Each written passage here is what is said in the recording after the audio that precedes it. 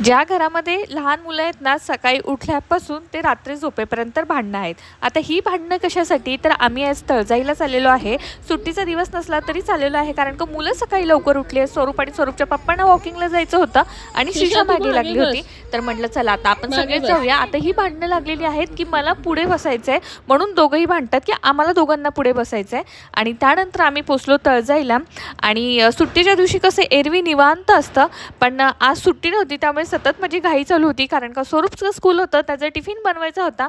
म्हटलं ठीक आहे आपण सकाळी लवकर येऊन आहे ना, एक 9:30-10 पर्यंत घरी पोचूया. तर हे बघा मॉर्निंग वॉकला गेलो होतो आणि एवढं फ्रेश फील होतं ना, दिवसाची सुरुवातच अशी छान झाली की पूर्ण दिवस देखील छान होतो. आता शिशा इथे ना वॉकिंग करून करून थोडीशी आहे ना कंटाळली होती, त्यामुळे पप्पांनी उचलून घे म्हणत होती. पण पप्पांनी उचलून घेतल्यावर ते असं तिचं म्हणणं होतं की मला पप्पा नको उचलून घ्यायला, की मला दादानी घेऊ दे म्हणून. हे बघा दादाच्या आहे ना खांद्यावरती बसली आहे ती. आता खरं तर आहे ना, स्वरूपला देखील आहे ना चालून कंटाळा आला होता, पण शिशा बोलली त्यामुळे तिला घ्यायचं होतं त्याला.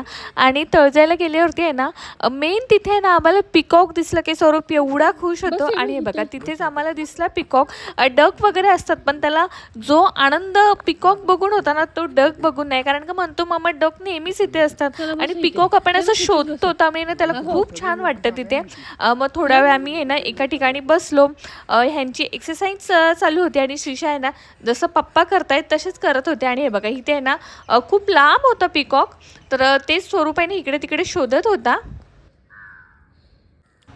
आता खूप लांब पिकॉक होते, त्यामुळे थोडासा तो अपसेट झाला होता. मग डग बघूनच खुश झाला. आणि त्यानंतर तळजायला गेल्यावरती तिथला स्पेशल आमचा ब्रेकफास्ट असतो, गव्हाचा चीक पोहे उपमा. म्हटलं आता चला आलो तर ब्रेकफास्ट करूनच जावा, कारण का लवकर आपल्याला घरी जायचं आहे, काय स्वरूपचं टिफिन वगैरे स्कूल वगैरे आहे. तर 9-9:30 वाजता आम्ही लगेचच